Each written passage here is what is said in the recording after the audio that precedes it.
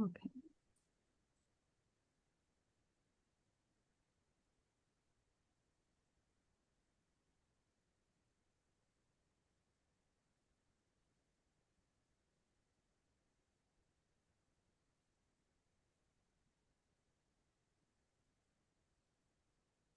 Okay, so I think we can start.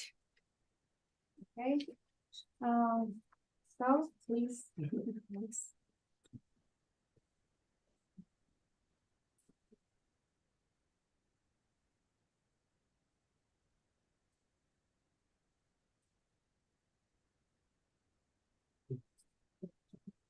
No.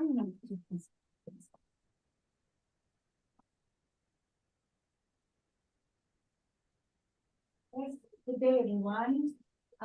Thank you for joining us today, and let me express my gratitude to all of you for attending our webinar, which is Resilience and Solidarity for Peace and Security. We are honored to have today with us Yvonne Gogol, the International Cooperation Manager from the Directorate General for Neighborhood and Enlargement Negotiations at the European Commission. And she's our distinguished guest. So I would like to express our gratitude also to the University of Georgia and to the Social Science School for giving us the opportunity to host this event. It's my pleasure to see with us Taras Shevchenko University and International Relations University from Kiev, and our history keeper, Elena Shevchenko. Lena, hello. Hello, I'm. Have you seen this? Today with the students, they're joining from Ukraine, and also we have students from Tbilisi State University. And before starting our discussion, I would like to introduce our fellows of Eastern Partnership Civil Society Program, Sandro Megrelishvili. Sorry. Sandro Megrelishvili, who will be one of the speakers for today. And also I want to express my gratitude to the whole team of Eastern Partnership Civil Society program, to Simon, Elena, Monica, and Mariam, who is also with us. So I'm Mariam Gersamia. I will be moderating today our discussion and the webinar. I'm the founder of Media Voice, professor at Tbilisi State University, and what's most important, I'm the fellow of the Eastern Partnership Program as well, and together with our partners, universities, and media outlets, we have implemented the project of history, because in 2022 created a webinars, podcasts, and conducted discussions and awarding ceremonies of history in Ukraine, in Georgia, and you can see all of our activities at YouTube channel, or you can subscribe, and we are now live streaming also on YouTube channel. That's a great opportunity to have you all here, and let me ask Ivona to tell us more about herself also, and about the program.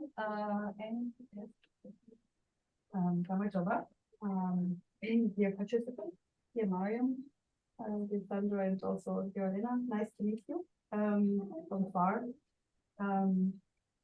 Let me just quickly introduce myself. I'm Yvonne Gogol, and I work in Brussels for the European Commission, and together with my colleague Nina here, we are responsible for supporting civil society and including media in the Eastern Partnership region. And this week we are here to see some of our projects, some of our civic fellows, and see what great initiatives are actually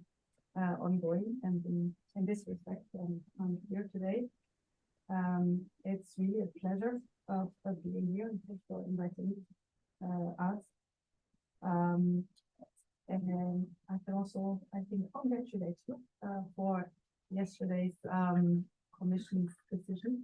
I think it's a great progress both for Ukraine and for Georgia. It's a step forward. And I know it's hard work that lies behind of this, and there will be hard work in the future, and I think you will be part. This project is called History Keepers. I think we are also making history at the moment, and so that's really great. I hope you find also to be part of that. Yeah. Thank you.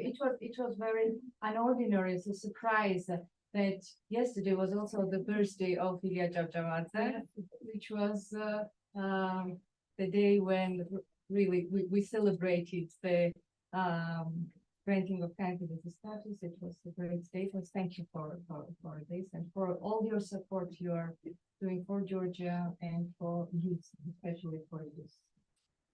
So Sandro, tell us a little bit about yourself also, and we'll move to Elena. Hello, everyone. Thank you, Mariam, for engaging me in this project, and thank you, Yvonne. I would like to express my gratitude towards the program, the facility which gave us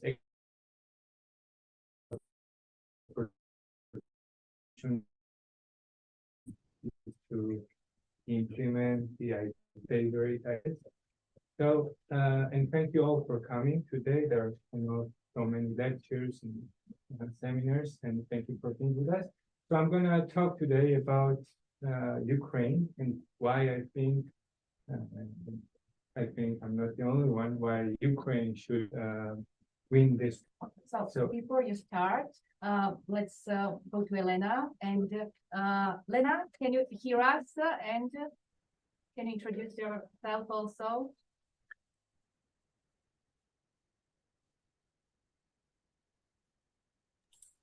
My voice. Yeah, I can hear you. So I'm very happy to be here. I'm very happy to see familiar faces. It's very pleasant for me to see Mariam. It's very pleasant to see somewhere in the second row Maya. Hello. And I also invited to participate in our event our students. So can I say a couple of words, some greeting words here? Of course, we are looking forward to But to be serious, I really would like to say thank you to Georgia for supporting Ukraine. Now, for us, it's very important. And it's not a secret that Georgians understand Ukrainians very well, since Georgia, like Ukraine, is a victim of Russian armed aggression. And at the same time, for many years, for decades and for centuries, our country has been attacked by Russian propaganda, which distorts information, facts, imposes its own values, and creates its own version of our history. And Ukraine and Georgia are united by the decades of friendship, support, including political support, cultural exchanges, personal connections, business projects.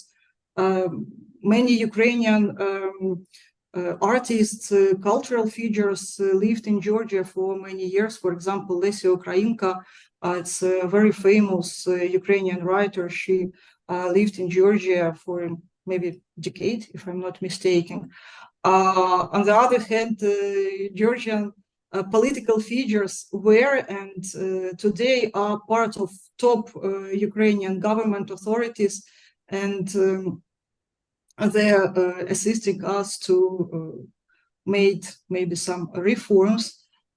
Barjomi, Nabiglavi, Natakhtari are, I'm sure that these brands are among the most popular mineral and sweet water in Ukraine, like Rashen, AVK sweets, Rudь ice cream. I know that they're very popular in Georgia.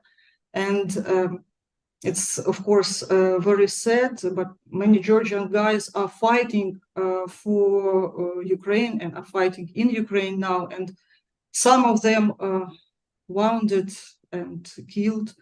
But we are really respect, and for us such support is also very important. My special thanks to Mariam Gersemia, Mariko, your support, your life values, your proposition. I think this all worthy of respect. Thank you very much. And I'm really pleased to participate in the History Keepers project due to several reasons. And first, I think it's the main reason, the philosophy of the project correlates with my worldview, correlates with my philosophy and my principles, and I'm sure that all participants also share the idea of creating and keeping the real history. Secondly, I think that this project is a, let's say, a certain historical mission, because in Ukraine, and my Ukrainian students confirm, that we have a very popular phrase, without the past, there is no future. Maybe in Georgia we have the same expression. And in this case, I agree with this expression, because even in 3 hours, our meeting will be the history. And then years from now, we will remember today's meeting as our small contribution to keeping the real history. And also, I think that vice versa expression is also correct. I mean that without the future, there is no past. Why? Because what kind of future we plan and create for ourselves today, it determines our action now. And if we want a normal, true future, we must act accordingly today. And third reason, Russia has created, let's admit, a quite effective propaganda network. And we call this network Kremlinwood, by analogy with Hollywood or Bollywood. And we know that Russia spends billion and billion dollars annually to impose its values and write a hybrid history. Can Ukraine or Georgia provide a symmetrical answer? Definitely not. But we don't need it. We can offer the world an asymmetric response, and this asymmetric response can be even more effective than direct propaganda. And I think, and I'm sure that this project is an example or a component of such an asymmetric response. In other words, the History Keeper is our contribution to making this world a little better. And once again, I thank all the participants, everyone who joined, and I wish all of us a fruitful work today. Thank you. Thank you. Sandra, to continue this conversation about the war in Ukraine, and how do you see from your perspective the future of democracy and freedom, which is, we have the similar challenges with Ukraine right now, but again, Ukraine is doing much more than maybe other countries, and they're fighting for all of us. Sure. So I'm going to talk about why the war in Ukraine, why Ukraine should win this war, why Ukraine should be victorious. So I think there are a number of reasons. So first of all, it's obvious fact that Russia invaded a sovereign state, an independent state, which it has recognized already in early 1991. And actually, Ukraine had been promised security guarantees from Russia, as well as the United States and UK, 1994, in return for Ukraine giving up nuclear weapons. So that's also something to mention. So the war launched by Russia on Ukraine was unprovoked and illegal, and has brought destruction and death to thousands of people, and including Russians as well. And Russian forces have committed brutal acts of murder, torture, rape, and they have deported civilian people. So they have systematically underlined human rights in the occupied regions, as well as brought terror and destruction to the regions they don't control, but are within the reach of their fire, within the reach of their drone shell. So the list of the wrongdoings and atrocities committed by Russia could go well, it could be endless, and there is ample evidence for that. So I think that it is self-evident that for the sake of justice, for the sake of the ending of violence, for the sake for the suffering to stop, it's obvious that Ukraine should win, and it's obvious that Ukrainian people really deserve victory in this war. But apart from that, I think that Ukrainian victory can mean more than that, and it can transcend borders, and it can have consequences for people outside Ukraine, in Georgia as well as in Russia. It's interesting. So first and foremost, we should look at the geopolitics and the correlation between geopolitics and democracy. So democracy, or better said, the possibility of democracy, is determined by many factors, such as, for example, economic development, literacy of societies, the political culture, elites, and so on and so on. But even if all these factors are conducive or favorable to democracy, there is also one important component, the international environment, which has to be conducive to democracy for democracies to thrive. And so history knows examples when, on the one hand, it was due to a pro-democracy international environment that democratization followed, and countries transformed into democracies. And a good example of this is the post-World War II period or post-Cold War period, where we saw waves of democratization. And it was a fact that it was, I guess, largely due to the fact that the victorious powers were democracies themselves. On the other hand, if we dig deep into history, we can also see that in times then when the environment was dominated by authoritarian powers such as Soviet Union, democracies couldn't thrive. Democracies were demolished. And if we look at, for example, Eastern European countries, for example, Czechoslovakia, where Soviet Union organized a coup, where democracy and free government was undermined. It was basically impossible in this circumstance for free government to thrive in any way. So trying to translate that, trying to bring that to our reality, the war in Ukraine is a lot about geopolitics, about the new architecture in our region, new security architecture in our region, and then with new geopolitics, new security architecture, we might see consequences for democracy in this region, including in Georgia. So we know that the people call it geopolitical earthquake, and we know that it has been already changed, and we know that Russia does not have as strong standing as it used to have, but it's the new architecture, the new environment is still in the making. So, so if we and the future can develop in multiple scenarios, and if we distill that to two basic scenarios, we argue that on the one hand we can see Russia is able to sustain, to survive in this form and to sustain territories. We can see Russia still having, building power and influence over Ukraine, over Georgia, over other countries in its neighborhood. And that would mean that authoritarianism, that democracy would be in risk in this case.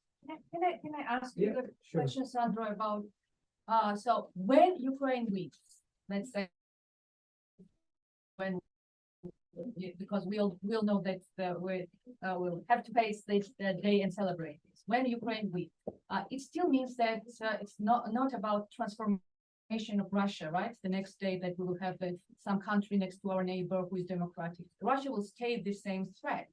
Is that right? That how do you see the transformation, if there is such thing at all, of Russia, or dealing the threats which might stand there and still be there, or So it's, of course, there are multiple scenarios whether Russia will transform or not. Of course, it's not going to transform right away, for sure. But on the one hand, if Russia is defeated in this war, for sure it won't have as much influence as it has today. That's for sure. And hopefully European Union can somehow fill in the gap. It's very important for democracy because European Union can support and facilitate democracies by using its leverage to reward democratic consolidation, but also to punish or to levy costs on countries who have authoritarian tendencies. So I as a Georgian know that our country has struggled a lot on the democratization path, and we had many achievements as well as backslidings.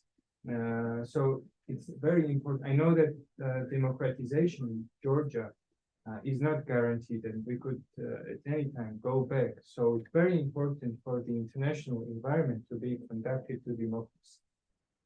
This is one big point, but I also want to touch another issue. And I know you know also that the interpretations of the ongoing confrontation between Ukraine and Russia, or more broadly between West and Russia, have been different.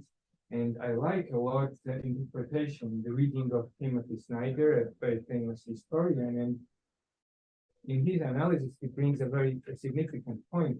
He says that it's not simply about authoritarianism, the Russian regime, but he says Russia prevails, and if it's undefeated, it can mean nihilism, it can mean hopelessness. And to quote, he says, in the Russian version, what's happening, we have already given up. This is, I think, very important. Nothing is really good. All that matters is power. Anyone who thinks otherwise is a fool or dupe, and they get what they deserve. So this war is about competitive hopelessness. It's about country Russia, which in its official self-presentation has already given up. The only thing which is better about Russia in this view is that our hopelessness is better than your hopelessness because it's ours. And what's infuriating to Russians who think this way about Ukraine is precisely hope.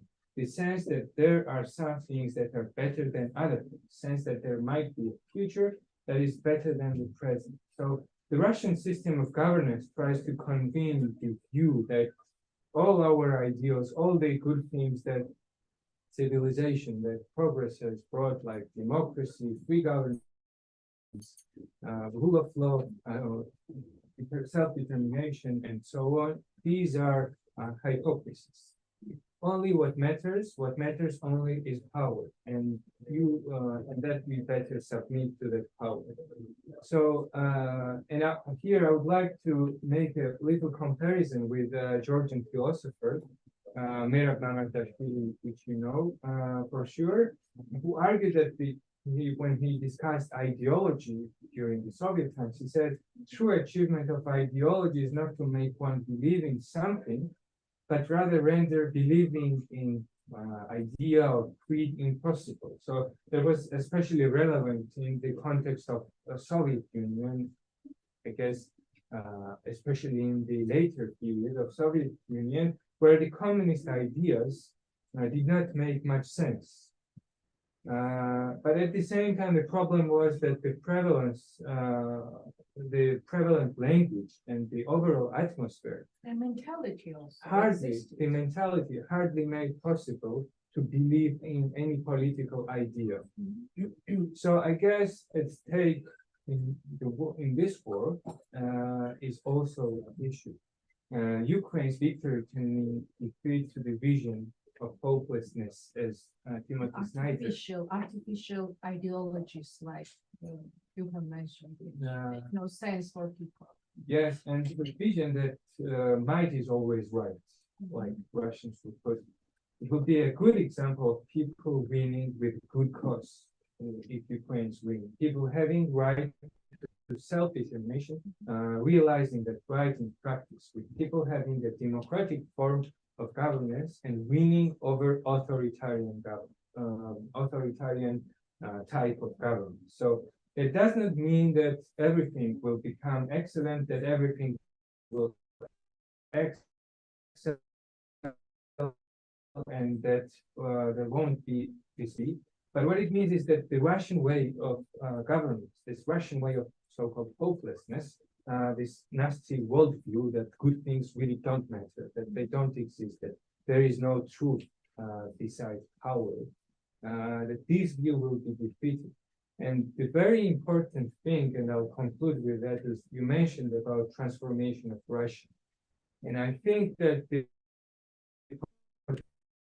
potential for Russia's transformation is also in her defeat. First, this ideology or this mentality or this view should be defeated in the war in Ukraine, and then, of course, it will be very painful, but it will create some chance for Russians to reconstruct their thinking, and to be also hopeful about the future, and to understand that they don't need to conquer others, they don't need to undermine others' rights, and that they can build a better future for themselves as well. And yesterday's message also from European Commission was also a clear message to Russia that no matter what you do, we still support the countries like Georgia and the Belarus. So let me go to Elena. Elena, can you share with us your perspectives of how you see what are the current challenges for media, for example, in Ukraine, while you are in wartime? And we here also in Georgia have some new regulations, some weaponization of the law, but you are in a quite different situation, right? And the challenges are different in Ukraine. Can you share with us how you in India trying to build this resilience, which is so important? Thank you. Yes, I'm even have prepared a small presentation, but when I'm uploading it, I think you should see this presentation. Of course, Mariko, you're absolutely right. We now Ukraine, we are living in the condition of war, and our informational environment, our informational sphere is constantly attacking by Russian propaganda, by Russian narrative, and by Russian propaganda messages. And why it's important to regulate, to control the media environment, because the main reason propaganda is affecting to the moral spirit of Ukrainian population. Propaganda is affecting on moral spirit of our militaries. So it's very important to keep it high, on the high level. On the other hand, we should all understand that Ukraine got a status of candidate country for EU membership, and in order to move forward, we need to adapt our legislation and media regulation. It's a part of these conditions for being full member country. So. And now I'd like to share with you the situation that we have in Ukraine, and I would like to cover three main topics.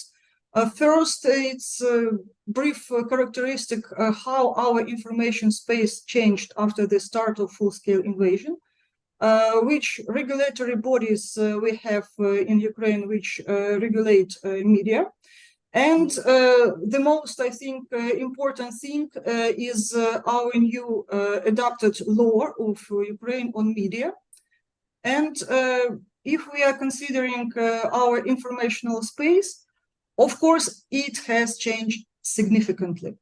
One of the example of such changes is that some of our broadcasters simply stopped broadcasting because of different reasons. For example, if we are talking about border territories or deoccupied or territories which were under the occupation, the broadcasting, transmitting infrastructure simply were destroyed.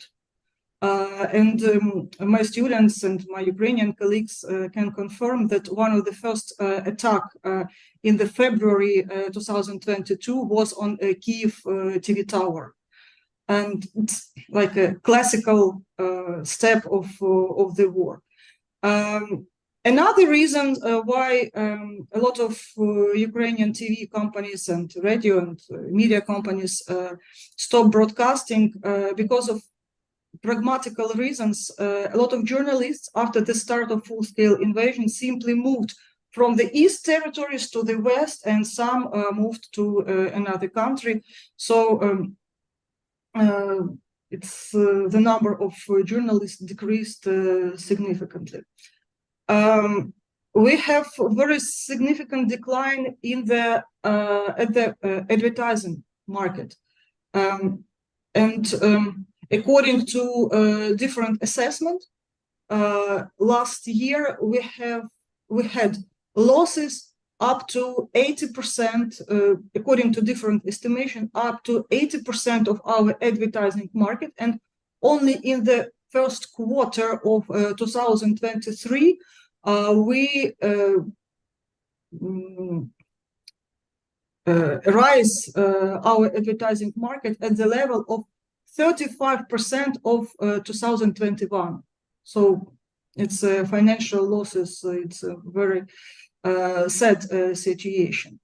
And a part of these so-called infrastructure factors, we in Ukraine now are the viewers of a so-called official voice of Ukrainian propaganda. It's a single news marathon, and it was launched since the first day of full-scale invasion in the February 2022. And the idea of this marathon is that all informational channels broadcast or transmit the same picture, the same news. What I can see, one of the most significant changes is that our informational space convert to Ukrainian language. And now, if we see traditional media, I mean TV, radio, the press, the vast majority of content either in Ukrainian originally or translated to Ukrainian. And I even see in the news when, for example, journalists have an interview with the person from the south or from the east of Ukraine, and it's not secret, south and eastern of Ukraine, mostly Russian-speaking population.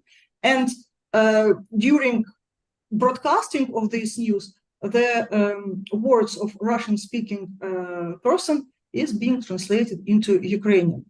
And if we analyze the presence of Russian propaganda and Russian narratives in Ukrainian traditional media, we can see that TV, radio, and the press, there is no Russian narratives and messages at all.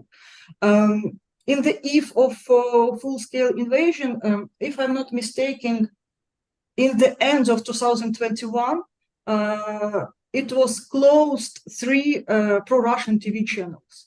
It was high discussed question and debates in Ukrainian sphere, but I think it was a very brave step of our government. But, and this but is very serious, because we have a plenty of Russian narratives in Telegram and in YouTube and in TikTok. And this is the serious challenge for Ukrainian authorities, how to counteract to this propaganda. If we analyze the regulation of Ukrainian media market, you see that I form the block of three blocks of regulative bodies. The first block is there is the state regulative bodies. I especially highlighted the National Council of Ukraine for Television and Radio Broadcasting. We will back to this body several times today. Second block consisted of three bodies is these bodies are joined Ukrainian regulation media system after the start of full-scale invasion, and their activity mainly devoted for countering disinformation and debunking fakes and Russian narratives. And at the same time, we can say that in Ukraine we have quite high developed civil society regulation of media. And third block of this list is the list of Ukrainian NGOs and unions, or other words, civil society bodies. So generally, it looks like we have everything ok. But on the other hand, we need to meet the requirements, and as I told, we need to adapt our legislation to European standards, and law on media is one of the requirements to Ukraine as a candidate country.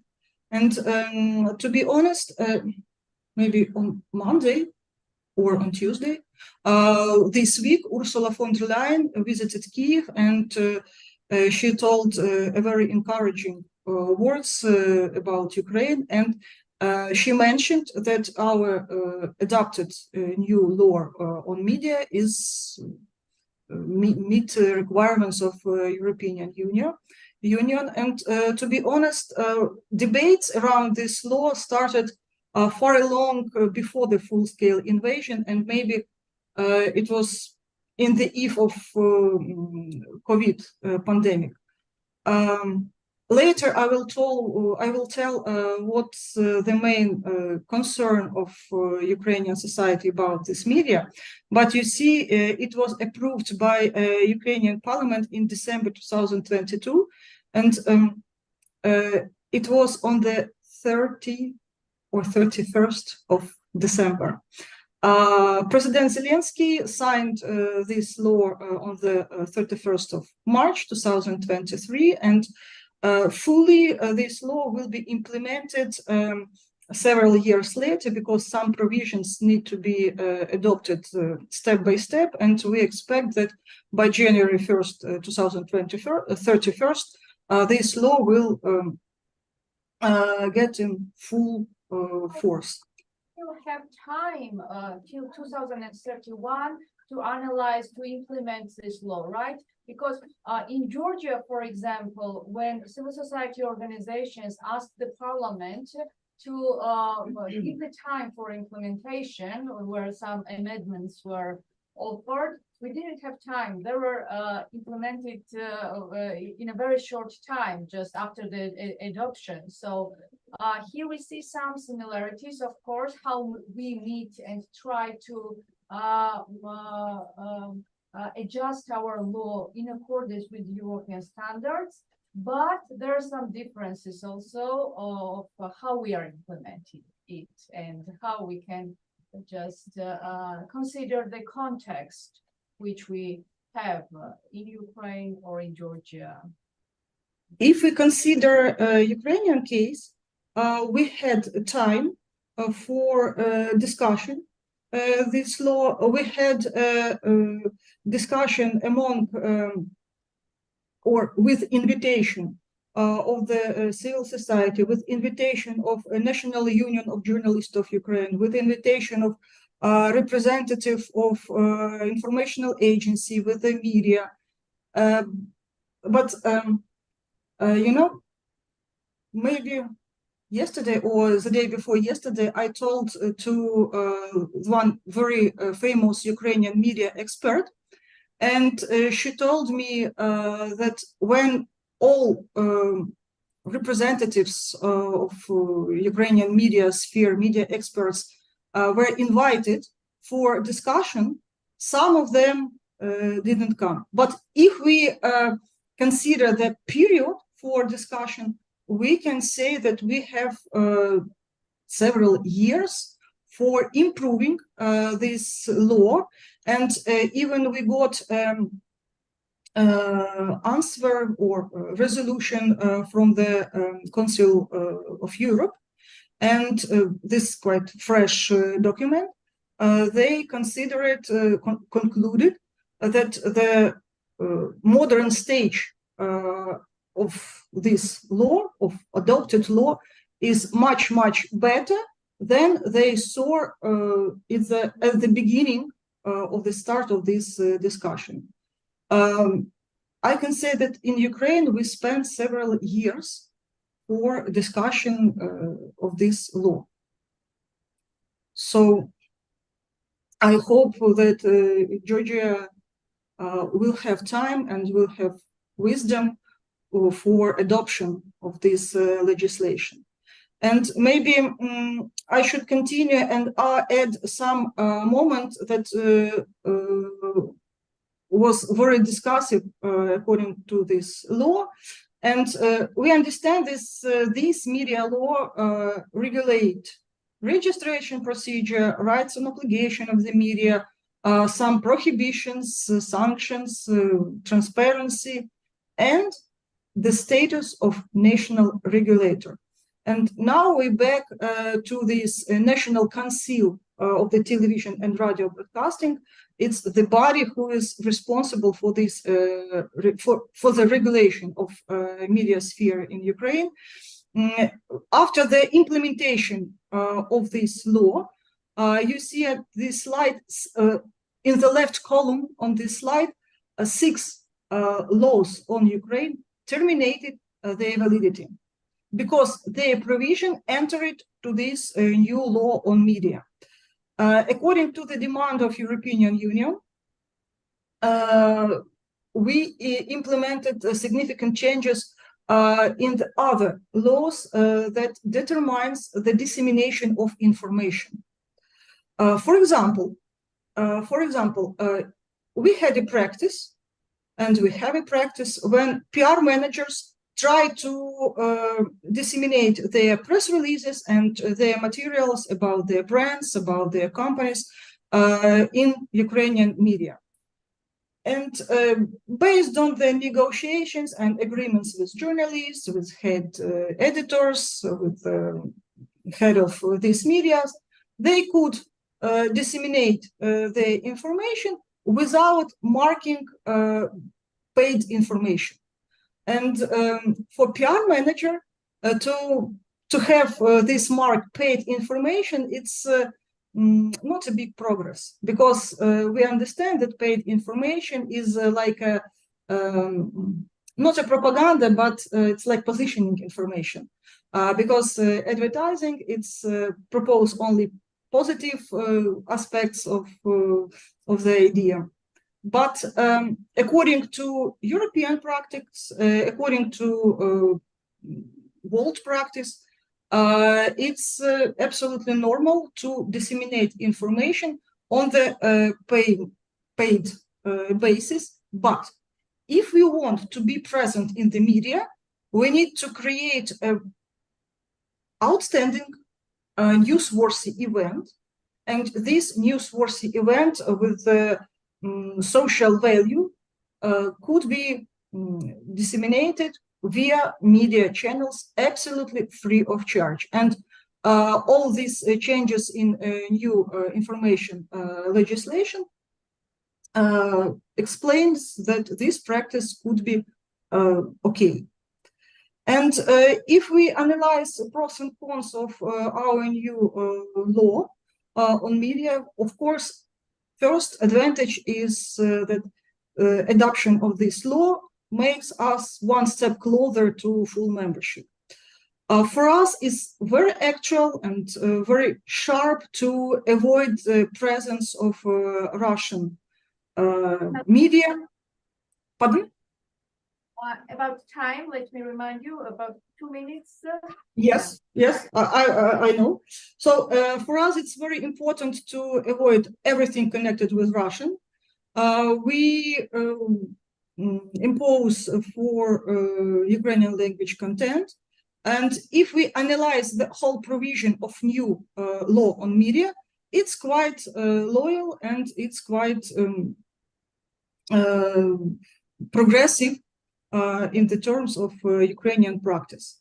And as you understand, the main concern of Ukrainian journalists was that this law will introduce censorship, will be restriction of freedom of speech, straightening of state regulator, and I absolutely agree, because now the main point of my speech, that the core importance is the role of National Council of Ukraine on television and radio broadcasting, because this body has got a very broad authority to regulate, control, and sanction and punish Ukrainian media. Why? Because it's absolutely political bodies. Half of its members are appointed by the president of Ukraine and half by Ukrainian parliaments. And you remember, after the our last parliamentary elections, the party of Zelensky was the majority. And it was a very serious concern about the monopoly of media, monopoly and control over the media. So, as a conclusion, generally, today, all Ukrainian experts, including National Union of Journalists of Ukraine, including International Journalist Organization, including media experts, including EDIA medias, acting medias, very positively assess this law. And of course, we are waiting for full membership in the European Union. We are at the same time, we need the opinion of experts of the Venice Commission, but I think we will have positive response. The main challenge now for Ukraine is regulating of internet, because Telegram, YouTube, TikTok is not regulated in Ukraine, and we have a collision casus that Telegram is extremely popular in Ukraine since last year, and at the same time, it contains the plenty of Russian propaganda narratives and messages.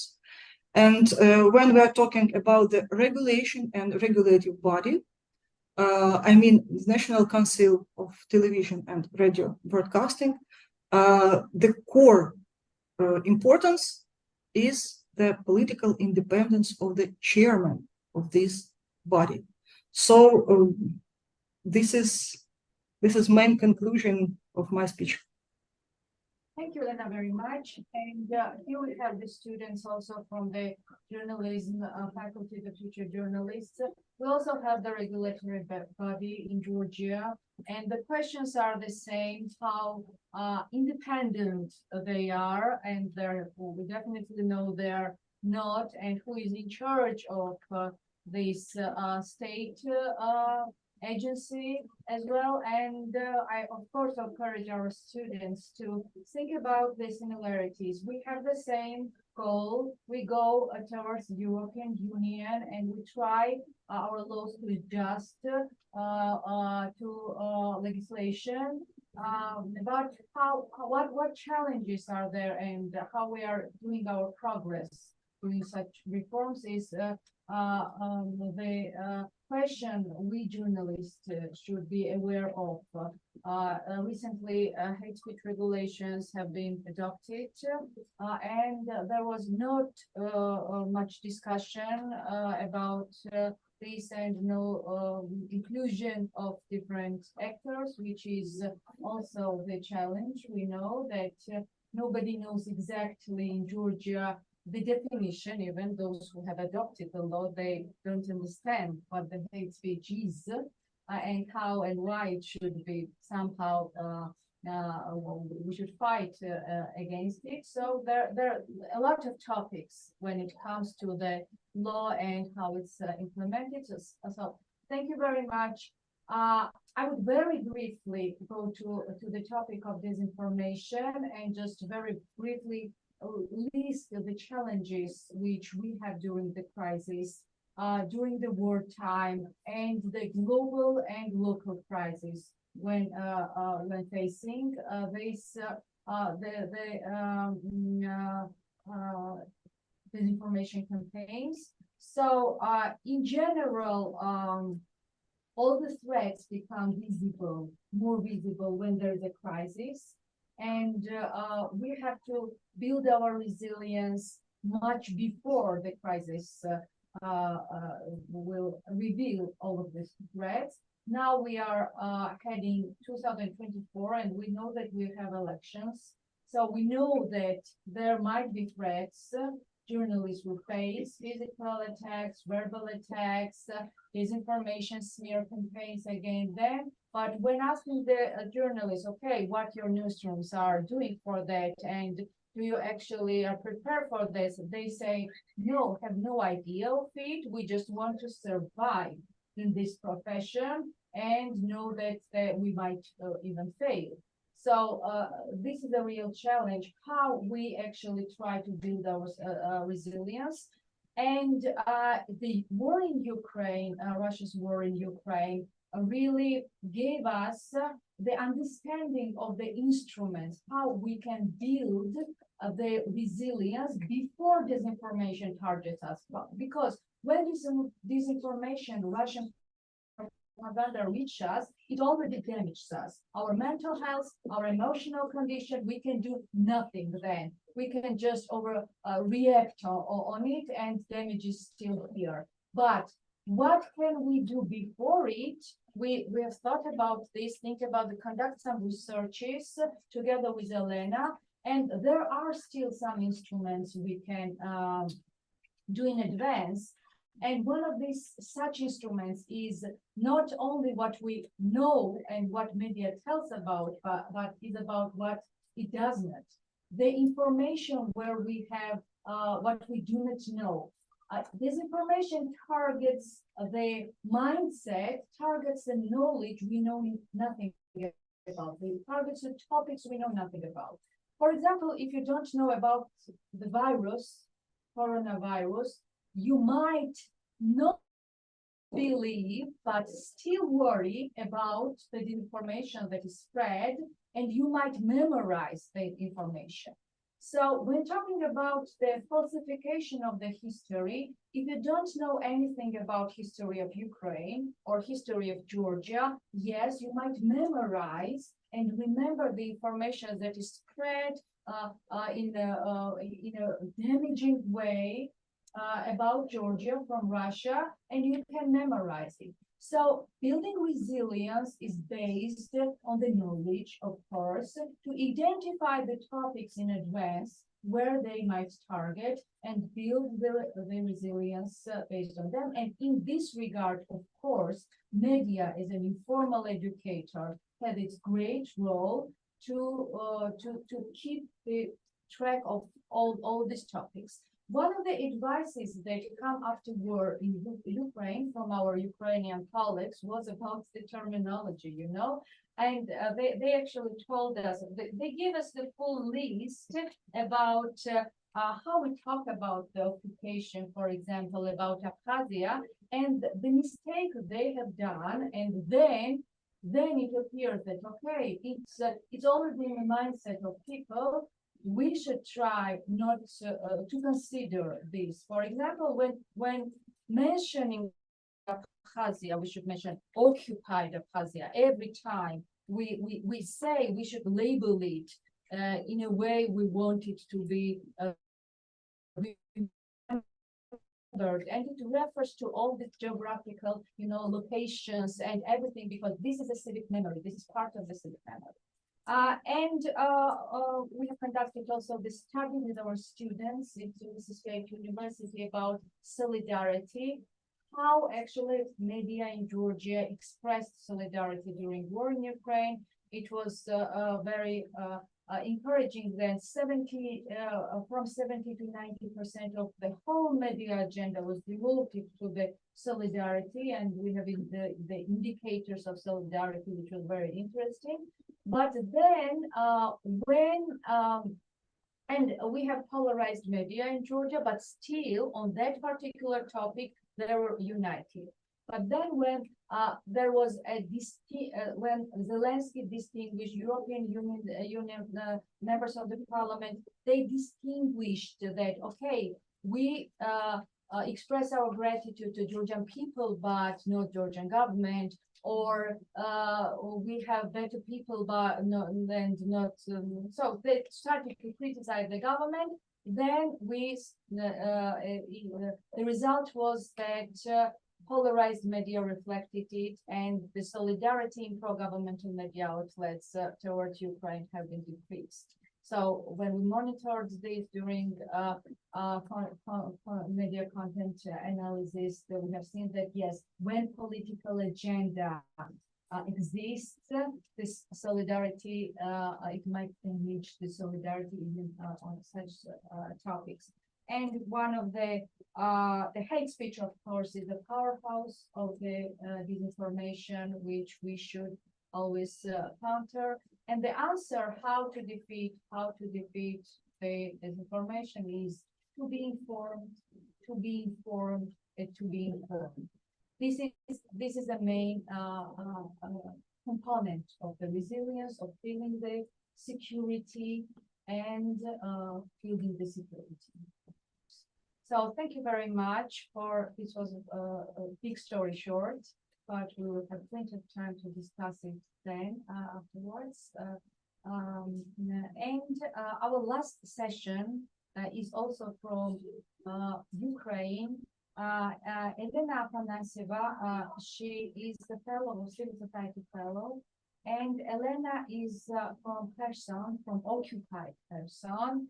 And what they have found out that during the occupation, they tried to save and to preserve all the artifacts, archaeological discoveries and artifacts that Russia tried to destroy.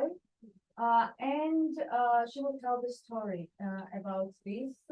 And this is so important to consider, because what's going on now in Abkhazia, we don't know about the cultural heritage in Abkhazia, how people might really, we don't know what people are doing right now, but there might be historic keepers also, who even in their houses are keeping these, cultural artifacts, and then it will be shown, and they will prove that this is not Russia. This is actual historical Georgian land.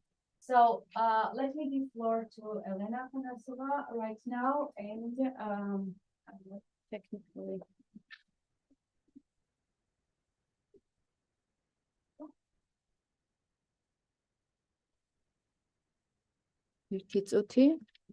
Okay.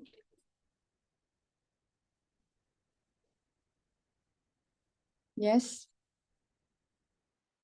Hi, my name Olena Afanasieva. I am from Ukraine.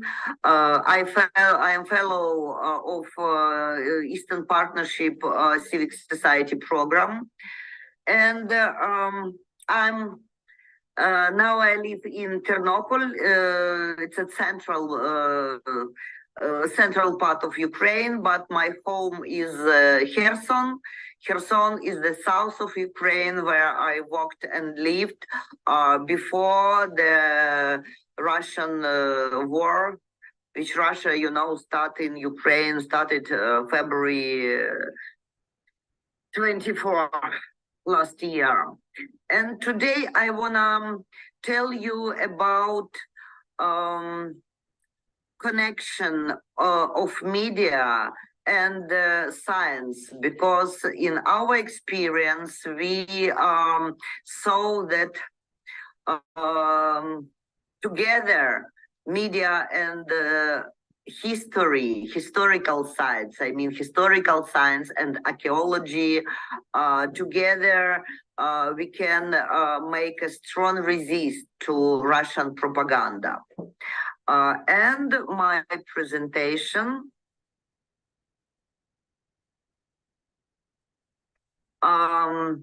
History Keepers in Ukraine, Synergy of Media and Archaeology in Countering Historical Fakes of Russia. First of all, thanks a lot for authors of History Keepers program. It is really important for Ukraine, and I'm sure for Georgia also, to keep our history, to keep real history. But it's not enough to just remember some historical facts about your country, but we have to have a skills how to promote this knowledge for people. And what about Ukraine? As I said before, I lived in the south region of Ukraine, and one moment. And the history of the southern and eastern Ukraine became the point of manipulation of Russia, and as you see on the map, they call these territories Novorossiya, and this Novorossiya appeared under their mind and their maps since 18th century. In fact, that time it was the same occupation that we have now. But what is important for us? This mythologized story about the civilizing role of Russian Empress Catherine II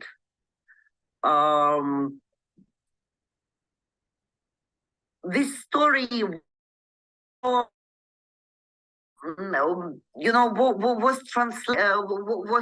shared by, for example, for tourist guides or even in school books.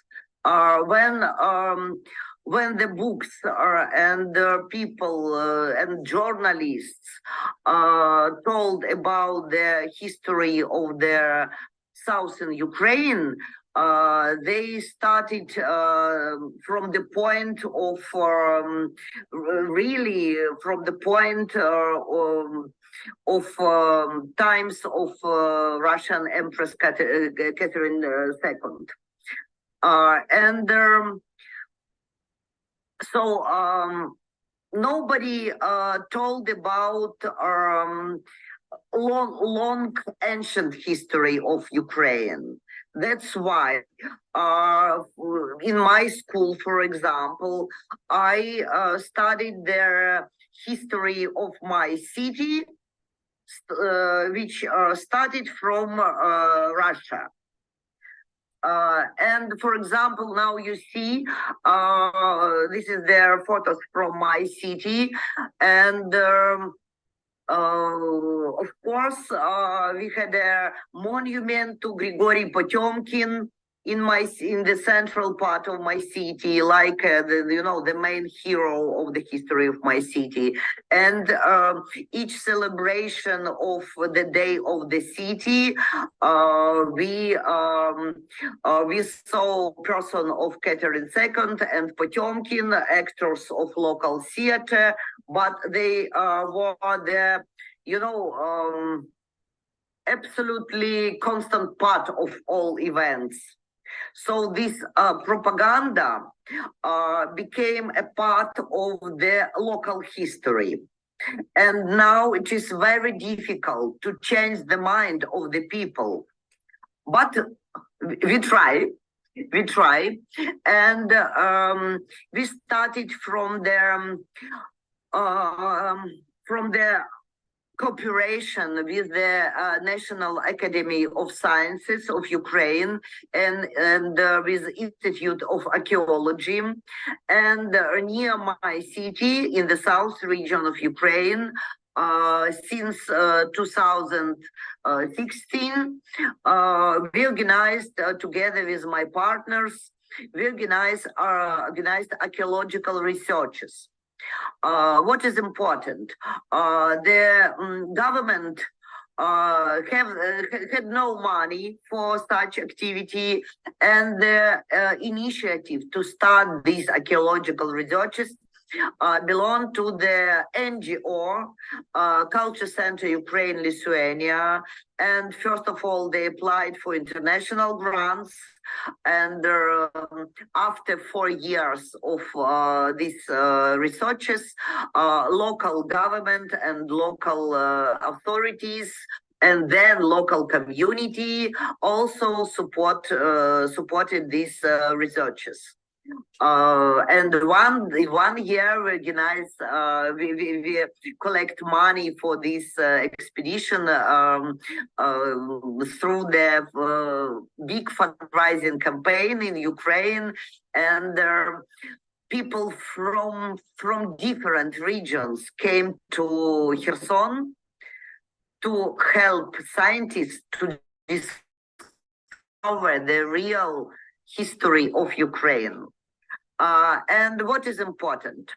The scientists, archaeologists, found artifacts of 3 cultures: Ukrainian, Lithuanian, and Crimean Tatar. And no one artifact belonged to the Russian culture. So these researchers proved that the south of Ukraine and Ukraine on these lands had a very well-developed culture and civilization before Russia came to this land with occupation in 18th century, So the archaeology is a science that confirm or disproved a theory, and by these researches, we can say with confidence that archaeology absolutely disproved the myth of so-called Novorossiya. And for example, you see it was the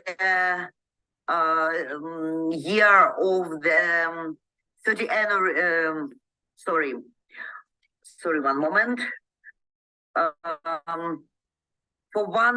In 1 year, 3 years ago, archaeologists found the bulava, like on the picture, Hetmanska bulava, bulava or maize, that belong probably to Ukrainian hetman. The bulava is a symbol of Ukrainian power.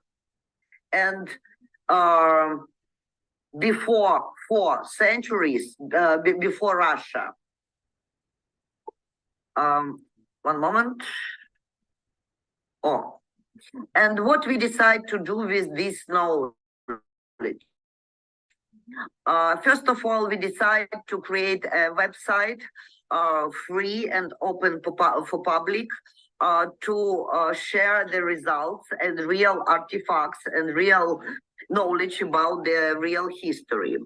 But on this website, we told not about the history and archaeology only. Also, we talk about what is fake and how the informational fake could be the instrument of manipulation, and why Russia use it like, like a second front. I'm sure that informational war, which started before real physical invasion, this informational war was very well prepared and very well financed. So on our website, we told about different examples, how to explain what is historical fake and why it is dangerous. And also we organize a webinar for teachers, local activists, local authorities, to share these knowledges and to give them the possibility to put some questions to experts. What was really important for me, that even after my city was occupied by Russian militaries, people call me and write me letters. They ask for this information. They ask me to give them the link to the website with this information. Because when they on occupied territory, sometimes people have discussions between each other. Is it this land Russian, belongs to Russia or not? And Ukrainians need some proofs and some real facts, and they use people used our materials for proving Ukraine in Ukraine. It's really strange that we now have to prove but we have. And also we understand that not all internet users will reach our website, of course. And we use different media to reach the audience. For example, in local communities, we placed informational stands like you see on your screen. For example, in administrative service centers or offices of local authorities, so where people can wait short or not short time in lines, they can read the information about their land, their territory. And also, it's strange for me now to say this, in February last year, before several days before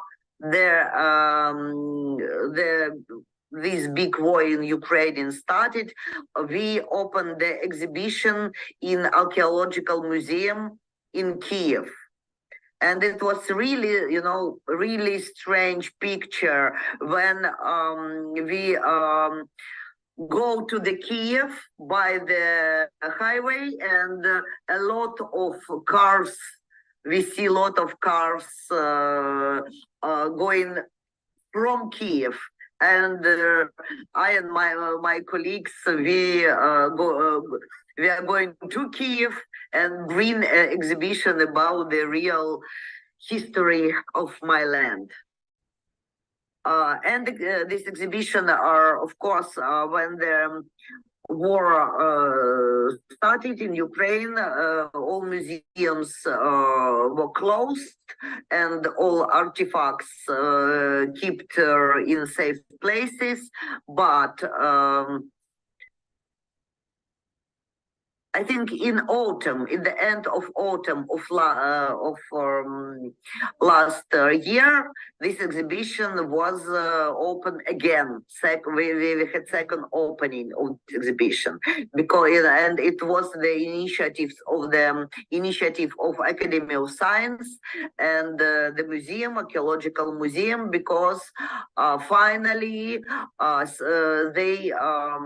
this scientific community saw the real importance of these investigations and these discoveries. And my last point, of course, now we think how to continue our work under these conditions that we have. Yes, in my city, Russians continue shelling and bombing each day, really each day.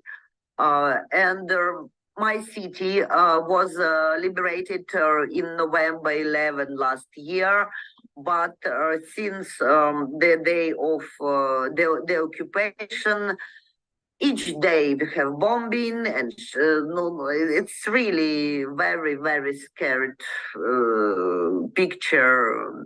But people live in Kherson, and just now people try to rebuild their life and their houses and so on. And we understand that now we cannot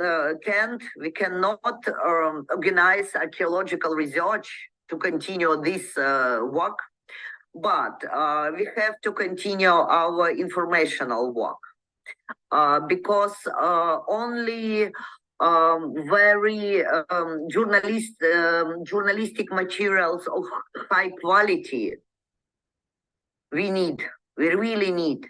And a lot of scientific publications were made after our researches, but journalists have unique skill to create popular materials and to popularize this knowledge for the people. And I'm sure that only together the science, history, archaeology, and media together can counter Russian propaganda. But it could be absolutely brilliant and very effective instrument. Thank you.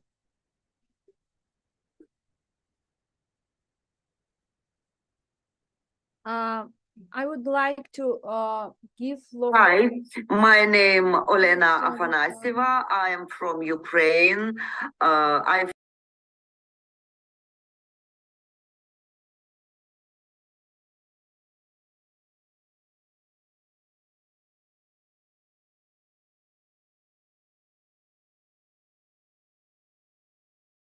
So as we have the students also from Ukraine, and they have kind of questions and they want to express their remarks, I would give floor to them.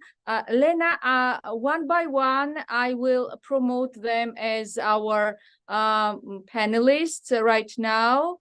And they will have, those who have the questions, they will have the opportunity to ask the questions. I think I gave the access to all of them, but let's wait. And here we have the future journalists from Georgia. Some of them are acting journalists.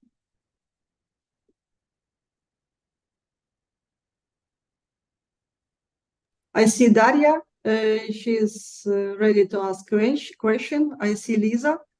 I'm very glad to see girls you're here, and I can say that moderate your students. Okay. And these girls, yeah, I like to work with this course, with this group, and really I'm happy that these girls are among the best of my students, and for me as a lecturer, it's a happiness to work with such students. So Daria, she was first who raised her hand, so the Yes, floor is yours. I can be the first. Thank you for this discussion. We have heard a lot about Ukraine, but I became interested in what our Georgian colleagues are doing to oppose Russian propaganda. How significant is this propaganda? Because you said that when Russian propaganda reaches Georgia, hasn't it already reached this country? Maybe I will answer. Yes, I'm trying also technically to to do. So maybe I will answer, and also we have here, Tshomelita. She's on a daily basis tries to counter the Russia propaganda. Russia propaganda was here always when it was Soviet Union, after Soviet Union collapsed. And it is here. It is here, but the tools and instruments have been adjusted. The internet, the trolls, bots, and the ways of manipulation, deep fakes and fake news, and all these instruments have been adapted. And the experience that Ukrainian colleagues gained during this full-scale invasion and the war is worth to consider for everyone, because before that, all these threats were invisible. We were trying to speak about it, to tell that, you know, guys, the Russian propaganda is here and is damaging, but you actually, as a virus, you cannot see the propaganda as a threat, because it's not, you cannot see blood and tanks, and if you don't see, you cannot perceive as a threat, but it was always here. But as a result of this propaganda, we saw that actually in Ukraine, everything works in a systemic way and in a very structured way, and we see now the same patterns here, and it's more easy to advocate. It's more easy for us to prove what was going on in Georgia during 2008, how actually what happened in Abkhazia, and all of these narratives that existed. Now it's more easy to explain that behind this was actually Russia. And we still, yes, the threats are in the future, of course. We have elections, and we know that these threats will be activated. That's my short answer. Do you want also to? I'll just add one point that what Russians are doing in this country. On the one hand, we see they're trying to use this so-called soft power, and especially we see Russian businesses entering our country, and they try to use all different sorts of tools to make us forget about what that means, what brutality, what war they have started against us. But the thing is, on the other, with another hand, they are again undermining our country, again doing those kind of things which themselves are working against them. For example, during I think 2 days ago, in the occupied territories, they have killed a Georgian who tried to enter a church. And that's a very fatal, and that was really brutal from their side. And again, these kind of things they are doing undermine their soft power, what they are trying to do with their, I don't know, left or right. So this is also an important point to make. Thank you. Are there any other comments from you. Actually, you can also answer in Georgian and we will translate. So what do you think about Russian propaganda? Do you see it actually in your everyday life? Yeah. So if not, we can move to another question from Yes. yeah. Can you come also a little bit close because we don't have the microphone, so to all to sit there maybe. And introduce yourself, please. My name is Mishka. I'm a student of Jersey State University. Everybody knows, I think, that some days ago, like in the village Kirpali, in the Skin Valley, there were accidents about Tamaz Gintori and one of citizen is also not found So today. she was killed and another exactly. Yeah. Yeah, one of them is jailed, and I think this is the real face of there were some sentences about like that they were drunk Russians or something like that, and they were just it's not fair, it's not like truth, because they are not good people, they are not doing right things about Georgia's also right now in Ukraine.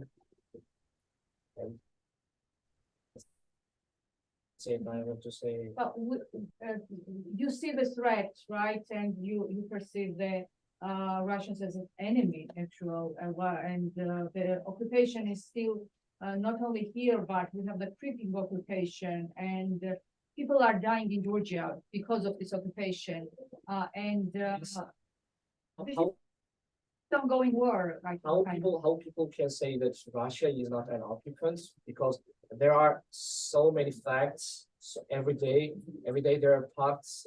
They are doing this in every region, in every, like in Ukraine, the people every day is like fighting for living. I know cases about Ukraine, also Georgia. I think like 3 days ago it was. By the way, today is the funeral of this man. They killed Yeah. Georgian citizen. There will be many medias. Yeah. Thank you, Mishka. And Elena, do we have more questions or comments from?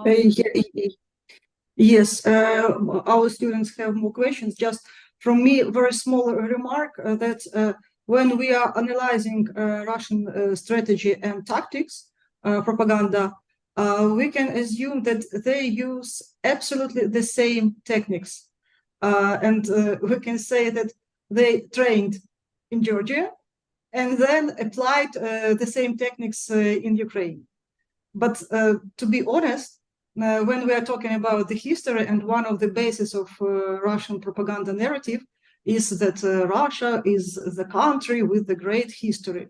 But let's be honest, the history of Russia starts only 400 years ago with the order of Peter I. Lisa is shaking his head because she knows what I'm talking about. It's about the order of Peter I and renaming of the territory with the center with Moscow from Moscovia.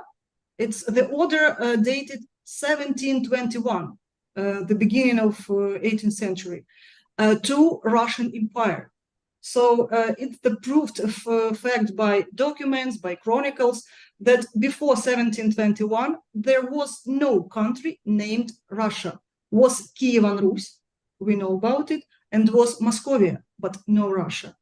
And maybe it's a complex in their minds, and they are trying to realize this complex by disseminating false information. And now I ask Lisa to ask your question. Thank you so much, and thank you so much for having us today on this discussion. And actually, our conversation inspired me to think beyond our domestic context and think about the international context. And I was wondering if what are main priorities for Georgia in terms of disseminating true information and countering propaganda, especially beyond the Euro-Atlantic space, because right now, as we know, Russia is is directing a massive flow of disinformation and propaganda towards what we call a global south. And is Georgia working on that? Is that a priority? And especially from the point of view of future journalists, what are the tactics and techniques to counter that disinformation on that global stage, especially when we look outside of Europe, the United States, Canada, and so on? Thank you very much. I will start with my answer that when it comes to counter the disinformation, we are always late. And this is the main challenge, Sandro, if you I agree. As to the priorities, yes, there are some narratives that we try to disseminate about our Euro-Atlantic aspirations, etc., but still, I would say that we mostly fail when countering the disinformation campaigns, because from the Russian side, and they have their own trolls and bots, they have Georgian language media outlets which reach the audience, not only Russian media outlets, because our generation, they don't speak Russian, actually. So somebody, some actors, governmental or some so-called oppositional parties also, which are anti-Western, they are very well coordinated. And from the other side, these pro-Western actors are not so well coordinated. So they all do their best, I would say, but there's lack of coordination. And when you ask a brilliant question about, okay, what are your priorities to counter these Russian cliches? I don't have I have an answer, because every actor might have its own priorities, which is the strengths and weakness at the same time. Yeah, and I would add, as I discussed in my speech, what Russia tries to promote is that actually that there is no truth and that there is hypocrisy everywhere. And so from the very beginning, it says that even, it doesn't say directly, but it's meant that every type of ideology, every type of speech is not true. There is no truth. So I guess what we can in each case,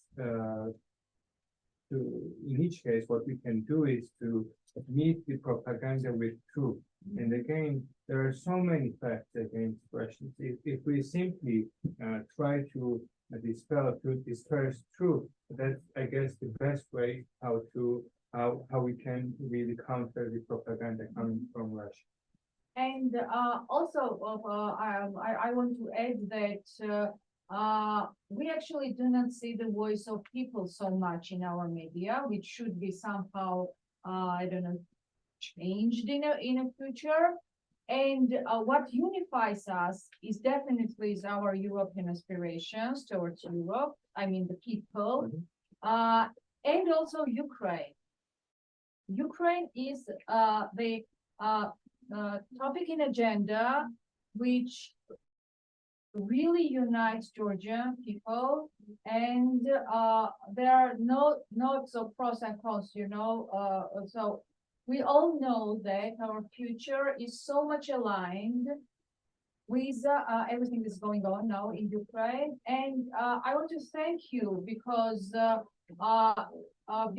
your fight, we actually are granted to become to receive the status of the European Union candidate status. We were just planning to apply for this status in 2024. And because of Ukraine, now we are on the list. And thank you, because there's so much positive positive things you are doing for the whole world. And we hope that we can somehow support our people are fighting, also Georgians, together with your army and so many volunteers, and somehow to support you also, because we are in the same boat. Thank you very much. Just one more small remark in support of Georgia from my experience. I think that Georgia has all chances to be a strong regional leader in your region, I mean in Caucasus, because it's stipulated not only by your very profitable geographical location. Of course, you can be a very good transit country for gas, for oil, but you can be the center, not even regional, but maybe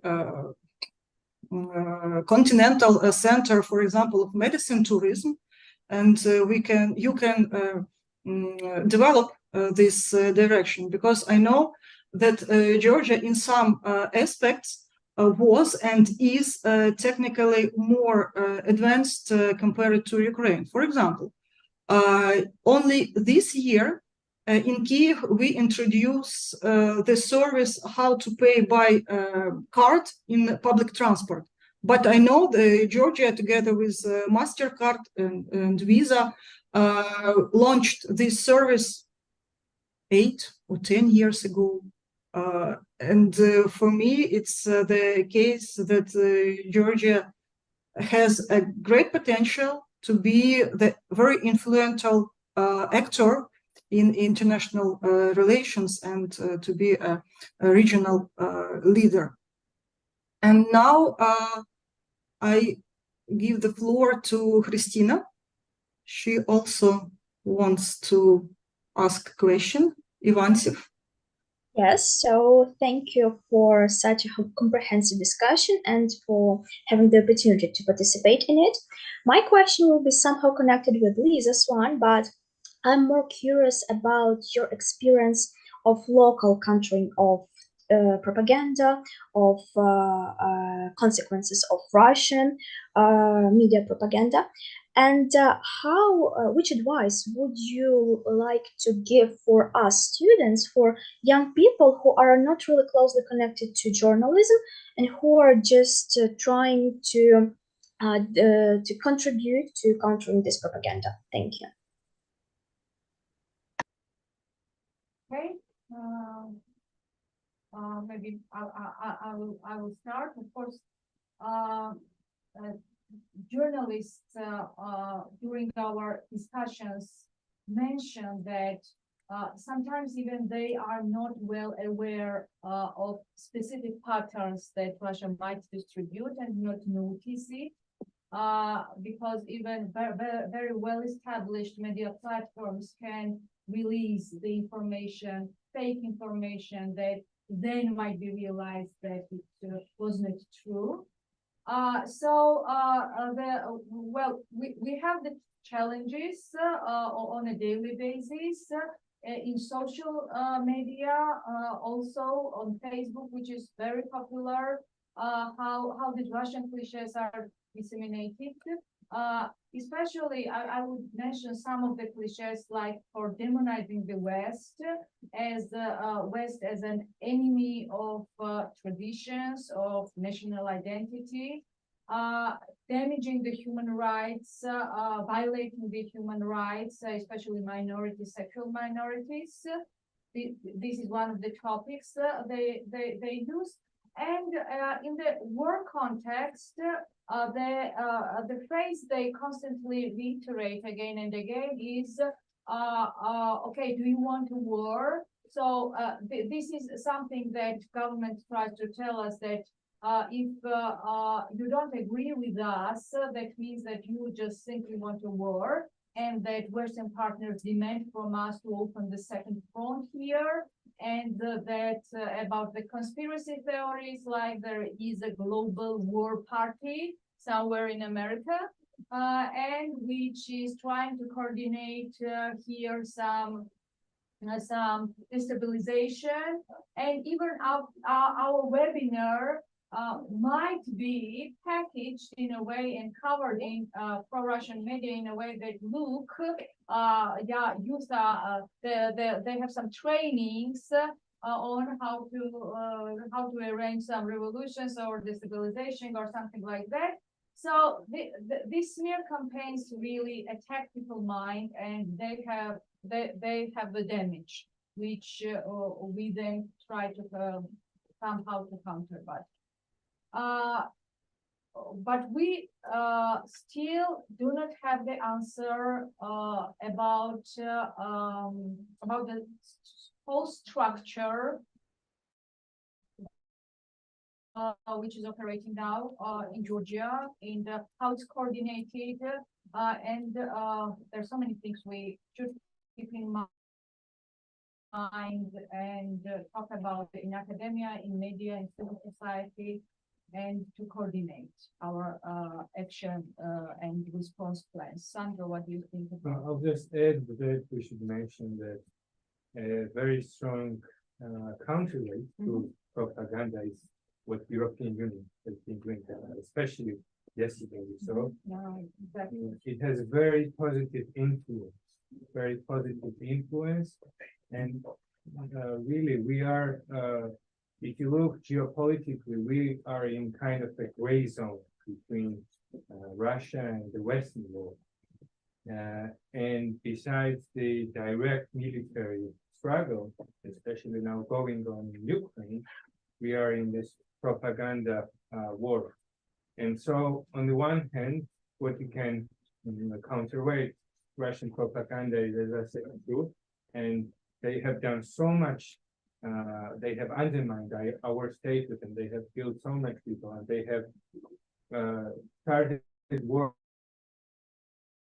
so many times. If you just look at the history, that this is a very good anti-propaganda tool. But on the other hand, also, it's very important that the European Union is engaged, and the European Union and the Western world demonstrate that they are supporting Georgia, and that there is future for us, Georgia and Ukraine.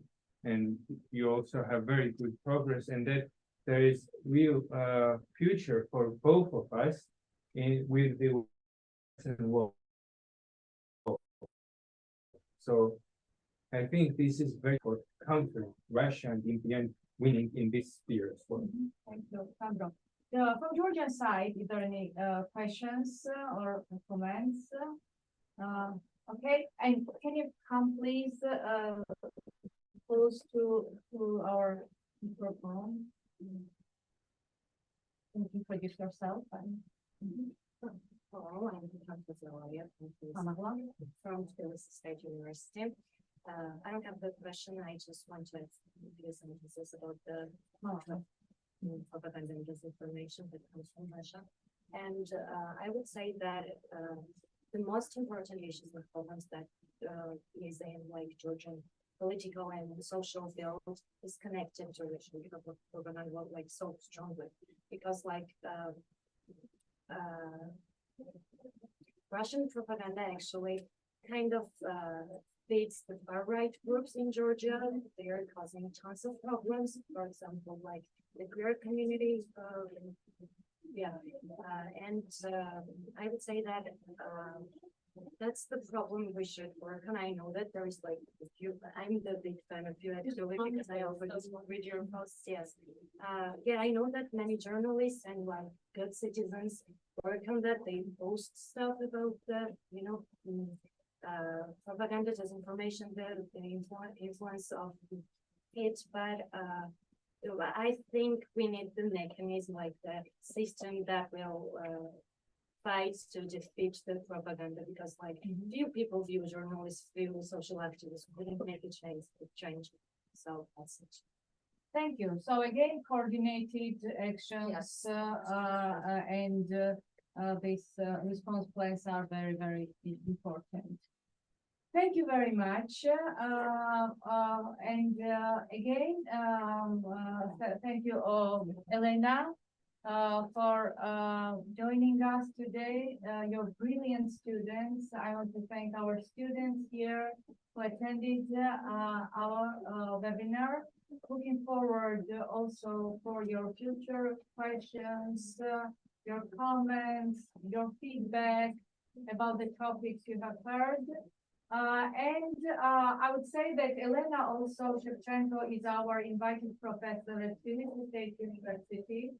So I really hope that next spring we will have the opportunity to have to attend your lectures here in Tbilisi in a physical space at master level, but also for bachelor students. Thank you, and Slava Ukraini. Thank you, Mariam, very much. Your invitation is accepted. So I hope that we will see each other personally. I hope in spring. I totally completely support this idea, and I like this format of communication within our university. I think it's a very good experience to exchange our opinion, and for me it's really interesting to know the Georgian opinion and to meet with very nice Georgian students. I have experience to work with Georgian students, and you are really good. So thank you and keep in touch. Слава Україні! До побачення! До побачення!